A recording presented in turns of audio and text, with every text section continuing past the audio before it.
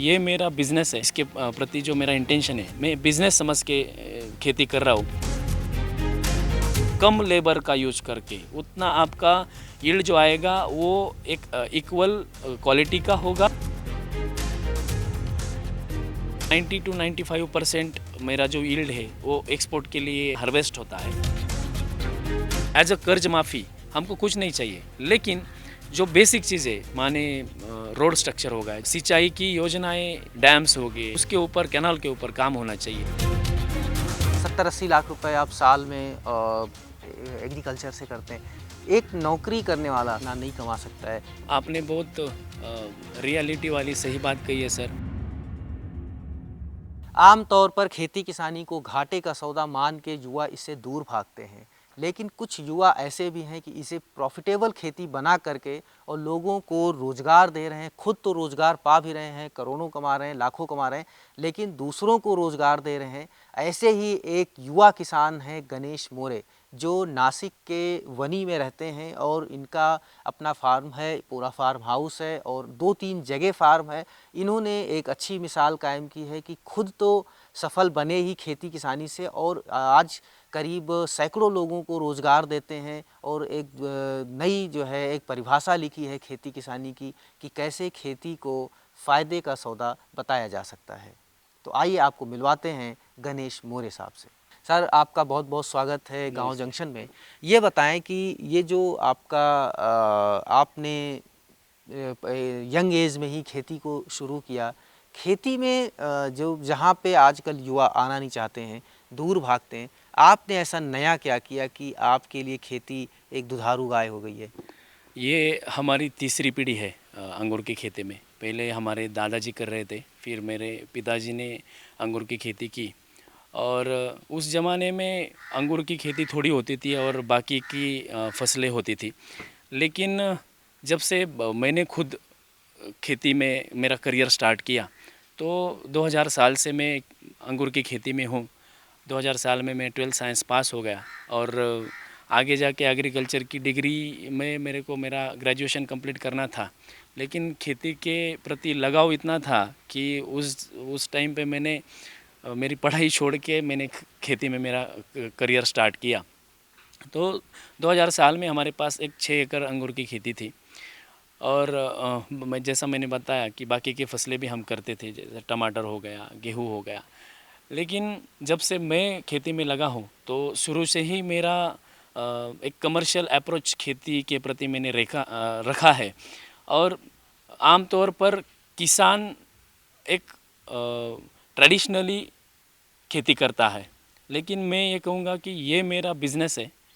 मेरा जो इसके प्रति जो मेरा इंटेंशन है, मैं बिज़नेस समझ के खेती कर रहा हूँ। तो बिज़नेस कभी घाटे में नहीं किया जाता, उसको हमेशा आपको प्रॉफिट में रखना पड़ता है।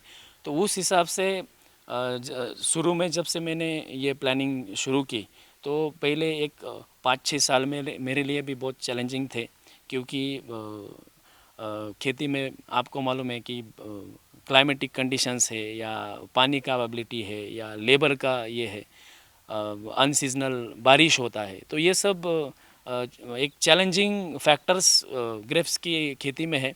तो उन सब के ऊपर एक स्टडी करके खुद का एक एक्सपीरियंस और नॉलेज, ये दोनों का कॉम्बिनेशन बना के एक सस्टेनेबल फार्मिंग मुझे लगता है मैं अभी कर रहा हूँ। इसमें परफेक्शंस को अचीव करते हो, कम लेबर का यूज करके उतना आपका यील्ड जो आएगा वो एक इक्वल क्वालिटी का होगा और एक सस्टेनेबल फार्मिंग आप कर सकते हो, एक कॉस्ट इफ़ेक्टिव फार्मिंग आप कर सकते हो। ऐसा मेरा खुद का सोच है। तो आज की डेट में मेरे पास एक 30 एकर्स का अंगूर है। एक्सपोर्ट के लिए हमको एक क्वालिटी का एक चैलेंज होता है, क्योंकि आपको मालूम होगा कि हार्वेस्टिंग के बाद यूरोप में हम जो अंगूर हमारा जो जाता है, तो उसको कम से कम 30 डेज़ आफ्टर हार्वेस्टिंग 30 डेज़ का उसका जर्नी रहता है। 30 डेज़ के बाद वहाँ पे वो मार्केट में जाके ग्राहक जो है, वहाँ का कस्टमर जो है, वो उसको ख़रीद के उसको खाने वाला होता है। ऑलमोस्ट 90 to 95% मेरा जो यील्ड है वो एक्सपोर्ट के लिए मतलब पात्र होता है, उतना हार्वेस्ट होता है और एक अच्छा रेट यहाँ पे मिल रहा है। मुझे लगता है कि जनरली जो नॉर्मल फार्मर्स है या आम फार्मर्स है वो उन्होंने अपना एक इकोनॉमिक्स इसमें सोचना चाहिए। जो चीज़ें आपका यील्ड बढ़ाता है, जो क्वालिटी बढ़ाता है, आप अगर सस्टेनेबल यील्ड और क्वालिटी ले सकते हो तो आपका बिज़नेस जो है वो मुझे लगता है कि प्रॉफिट में रहेगा।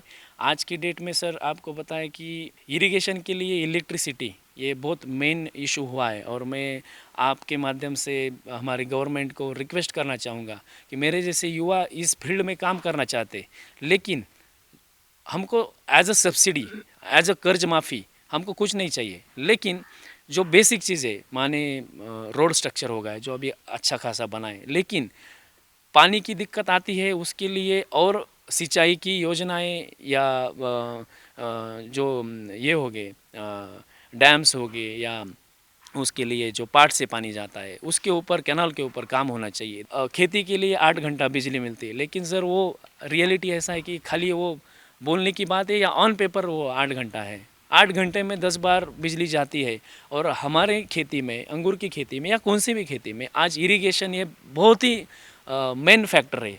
पर आपने तो सोलर का कर रखा है, सोलर क्या पूरा ऑटोमेशन पे कर रखा है, उसके बारे में ज़रा बताइए। सर ये खाली मेरी एक की कहानी नहीं है।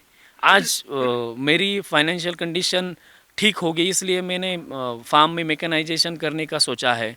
मैंने सोलर भी बिठाया है, ऑटोमेशन भी किया है, लेकिन जो आम फार्मर है सर उसको इलेक्ट्रिसिटी का इतना इशू है।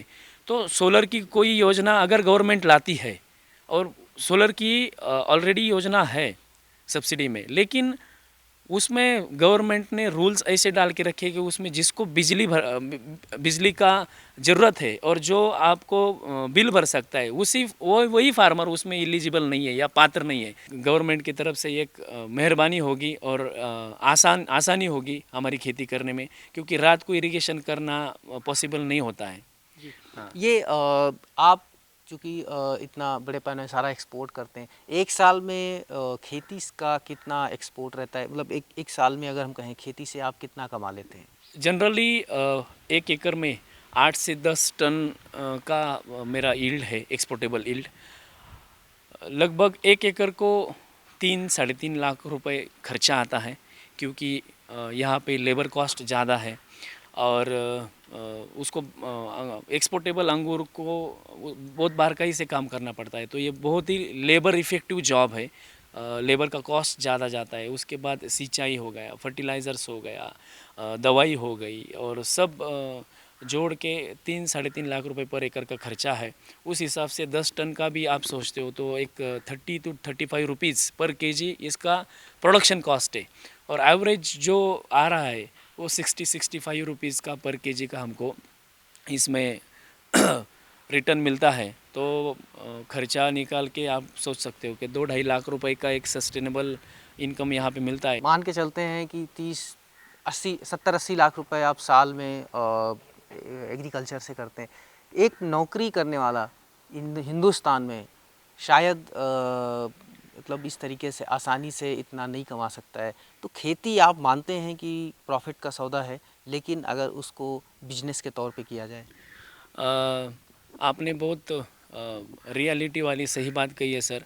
अगर कोई भी फार्मर या कोई भी किसान अपनी खेती को बिज़नेस समझ के करेगा तो वो उसमें उसका फुल एफर्ट्स लेगा, उसमें टेक्नोलॉजी का यूज़ करेगा, उसमें वो साइंस का यूज करेगा। परंपरागत जिसको अपन ट्रेडिशनल फार्मिंग बोलते हैं कि मेरे दादाजी या पिताजी ऐसे कर रहे थे और मैं उसको ही कंटिन्यू कर गया, ऐसा नहीं है सर। आज सोशल मीडिया के और इंटरनेट के ज़माने में आपको एक क्लिक में दुनिया की कौन से भी देश में जाके आप पहुंच सकते हो, सब नॉलेज वहाँ से ले सकते हो। और ये एग्रीकल्चर सेक्टर इतना बड़ा है, तो मैंने जैसे आपको बताया कि मैंने खुद एक 6-7 कंट्रीज़ खाली अंगूर के लिए विज़िट किया है। मैं बोलूँगा कि एक यहाँ पे एक मिसाल सब युवाओं के आगे हमने यहाँ पे रख दी है। मेरे जैसे आपको यहाँ पे सैकड़ों फार्मर्स मिलेंगे जो खेती को अपना करियर समझ के कर रहे। तो वही बात हो गई, मैं अगर कोई नौकरी भी कर पाता तो ग्रेजुएशन के बाद मेरे को एक 50,000 ज़्यादा से ज़्यादा 1 लाख रुपए का मंथली मेरे को सैलरी मिल पाता। लेकिन यहाँ पे अभी 30 एकर्स पे मैं काम कर रहा हूँ और एवरेज अगर सोचा तो एक 40-50 लाख का प्रॉफिट यहाँ पे हो रहा है। और इतना मतलब एक क्लास 1 ऑफिसर जो है उसको मैं बोलूँगा कि या इतना सैलरी मिलता है, वो तो मैं मेरे जैसे युवा खेती करके आज के डेट में ये कर पा रहे हैं। आपको लगता है कि अगर आप खेती नहीं कर रहे होते तो शायद जो ये सारी चीज़ें हैं, अगर आप कहीं जॉब कर रहे होते तो ये सब चीज़ें नहीं आ पाती आपके पास? आपका फार्म हाउस है, आपका ये है, गाड़ी है, बंगला है, सारी चीज़ें हैं, तो खेती से ही सारी चीज़ें हैं। हाँ, खेती से ही सर। जी। हाँ, मैंने बीच में कुछ साइड बिजनेस भी करके देखे, लेकिन मैं यही बोलूँगा कि अगर आपको बिजनेस करना है तो आपको अकाउंट जो पार्ट है वो इतना टफ है। मतलब आपको हर मंथली आपका अकाउंट मेंटेन करना पड़ता है, आप और आप टैक्स पेयर हो जाते हो। खेती आज के डेट में ऐसा बिजनेस है कि गवर्नमेंट इसको टैक्स नहीं लगाती है, तो नॉन टैक्सेबल ये बिज़नेस है। और दूसरा चीज़ ऐसा कि ये सब एक साल में नहीं हुआ है सर, मुझे भी 20 साल लगे इस लेवल पे आने को। तो कोई भी अगर क्लास लेकिन 1 20 साल में कोई नौकरी करके भी इतना नहीं पा सकता था ना, जितना कि आपने इसको अचीव किया है। कह सकते हैं आप, अभी आपके सामने है सब। क्योंकि आप बाहर से भी कनेक्टेड रहते हैं, विदेशों में जाते हैं, ट्रेनिंग के लिए जाते हैं, आपने कंसल्टेंट हायर कर रखे हैं चिली के, इन सब के, कि जो ग्रेप्स में आपको सलाह देते हैं। आपको कभी अभी ऐसा लगा कि आपने अगर अच्छी एजुकेशन और ज़्यादा पढ़ लिए होते, थोड़ा एजुकेशन हायर एजुकेशन होती, तो आपका बिजनेस और बड़ा होता, या आपने कहते हैं पढ़ाई से ज़्यादा कढ़ाई पे काम किया है, आप टेक्निकल, आप कहते हैं ना कि उस पे आप ज़्यादा कहते हैं आगे पारंगत हो गए? अगर मुझे लगता है कि मैं ग्रेजुएशन कंप्लीट करता तो कुछ चीज़ें और आसान हो जाती। आपको खाली आपके खेत में काम करना है, तो आप आपके एक्सपीरियंस या आपके आजू बाजू में जो चालू है या जो नॉलेज आपको आजू बाजू में उपलब्ध है उसके ऊपर आप निर्भर कर सकते हो। लेकिन जैसा मैंने बताया कि जब आप फॉरेन विज़िट करते हो या जब आपको बाहर के कंसल्टेंट या वहाँ के फार्मर के साथ जब बात करना होता है, तो वो जो लेवल है वो तो सर एजुकेशन से मिलती है। बहुत बहुत शुक्रिया मोरे साहब। तो ये गणेश मोरे जी जो नासिक में खेती करते हैं, और ये विदेशों में जाते हैं, ये फॉरेन कंट्रीज़ में ट्रेनिंग के लिए जाते हैं, अपने बिजनेस के लिए जाते हैं। तो ये इन्होंने एक उदाहरण पेश किया है कि कैसे खेती से आप लाखों रुपए कमा भी सकते हैं, एक अच्छी लाइफ जी सकते हैं, और जो आप नौकरी करके शायद थोड़ी आसानी नहीं होती, और ये तो खुद तो कर ही रहे हैं, इन्होंने न जाने कितने लोगों को अपने साथ जोड़ रखा है, जिनकी भी जो है ज़िंदगी बदल रहे हैं। मनीष मिश्रा, गांव जंक्शन।